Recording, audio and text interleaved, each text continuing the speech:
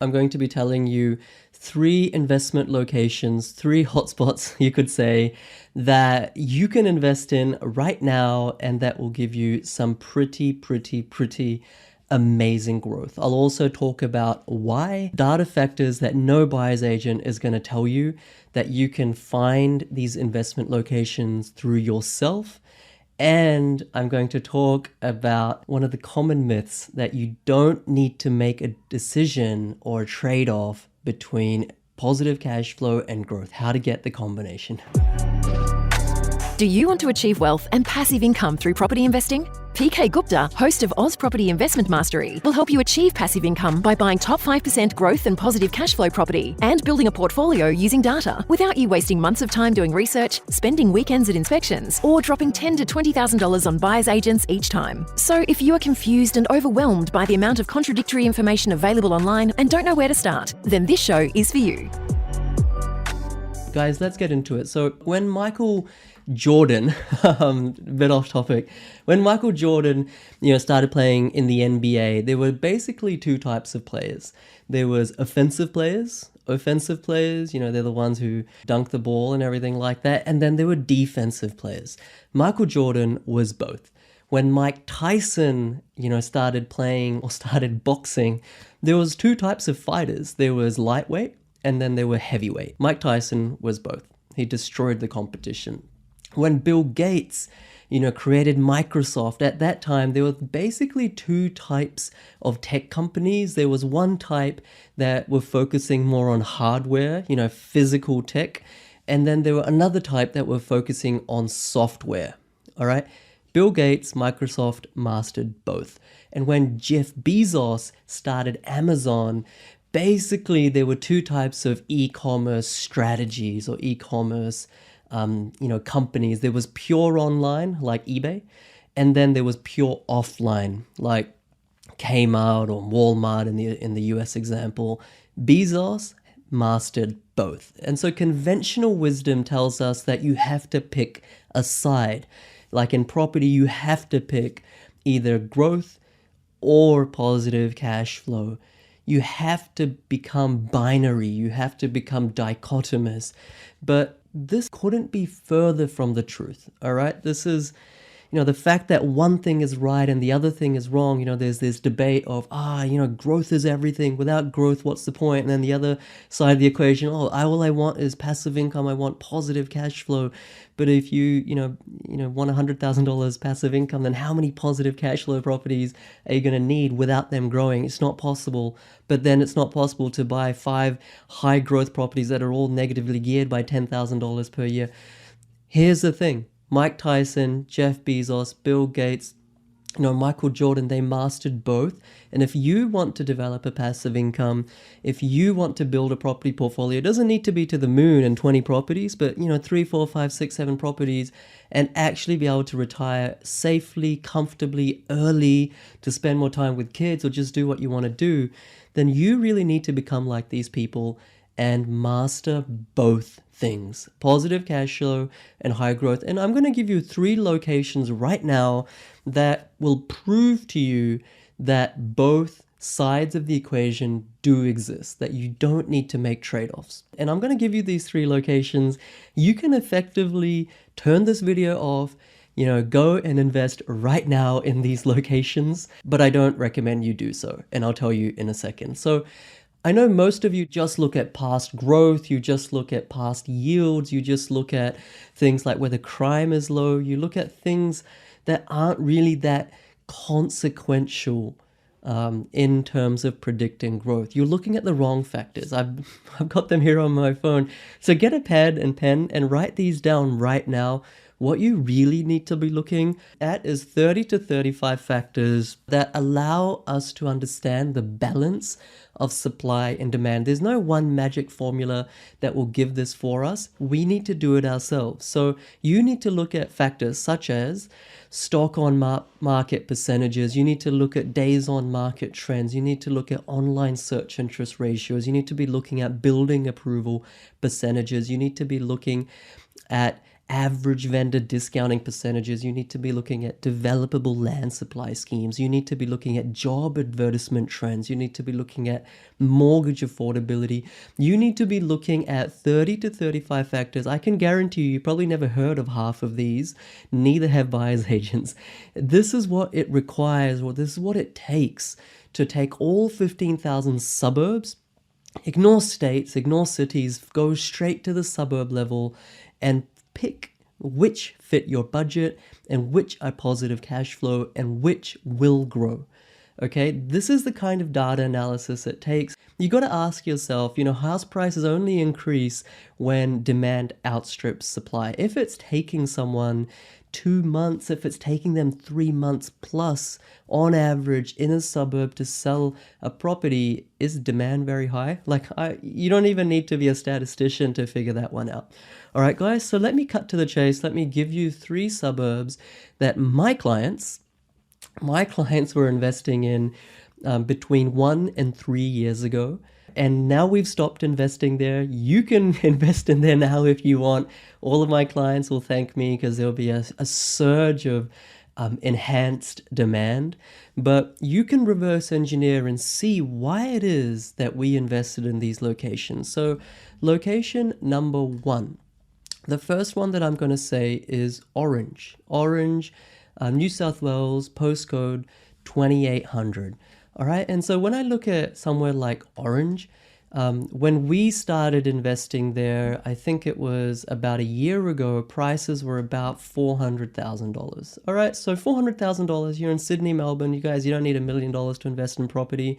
Prices right now, a year later, about $500,000. This is smack bang in the middle of Orange. And all these factors that I mentioned to you just a few minutes ago, they were all lining up like stars in the sky. And when this happens, and you know that prices will increase, of course, then once we've selected the suburb, we need to select the right street, the right pocket, the right type of dwelling for both owner-occupiers and renters.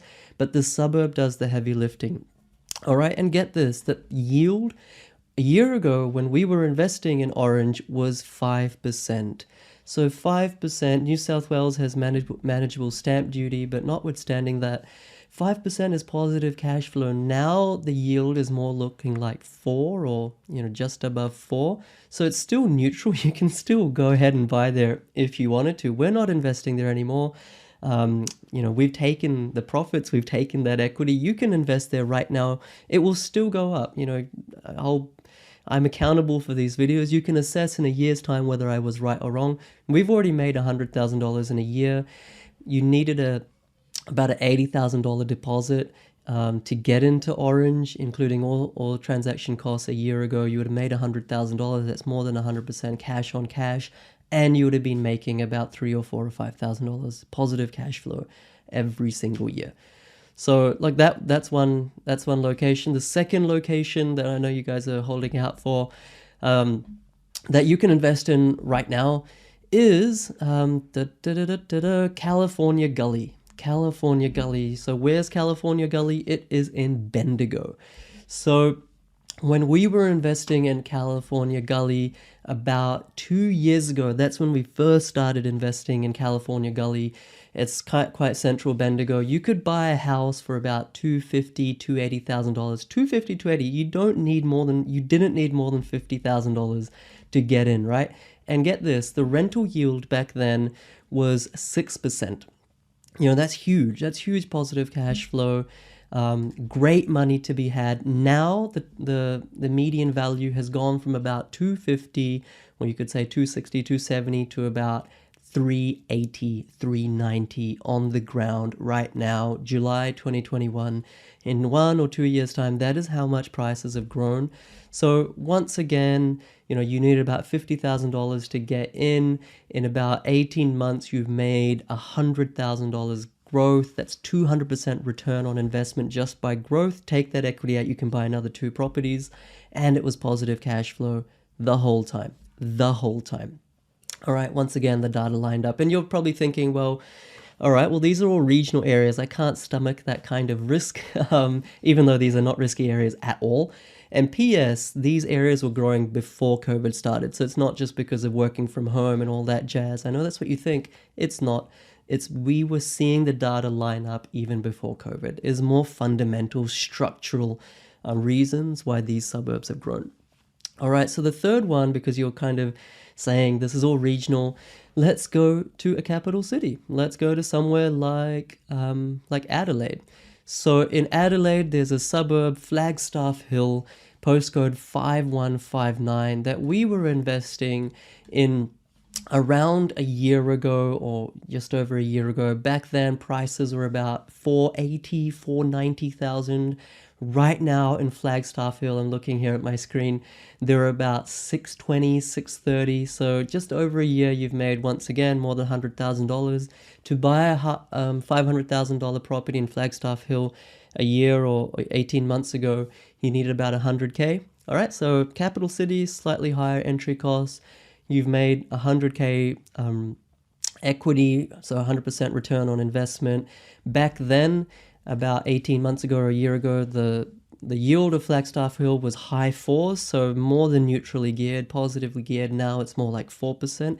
But remember, even though right now the yield is dropping off, that's not affecting our yield or for my clients, because the yield is calculated off their purchase price. So their yield, because rents have gone up since then as well, is more like 6%. The yield has come down because the purchase price has gone up, not because rents have come down. You know, yield is a combination of rents and purchase price.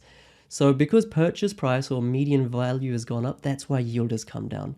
But because rents have actually gone up in that time, actual purchase price yield for my clients, they're sitting on more than 6% right now from those purchases a year ago.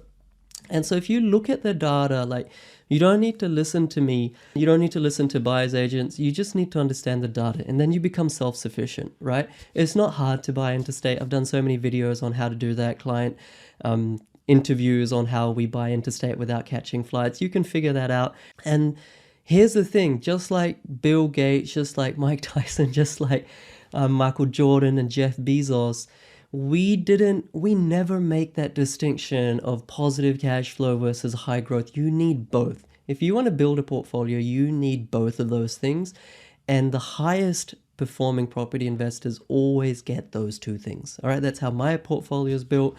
That's probably how most successful portfolios are built.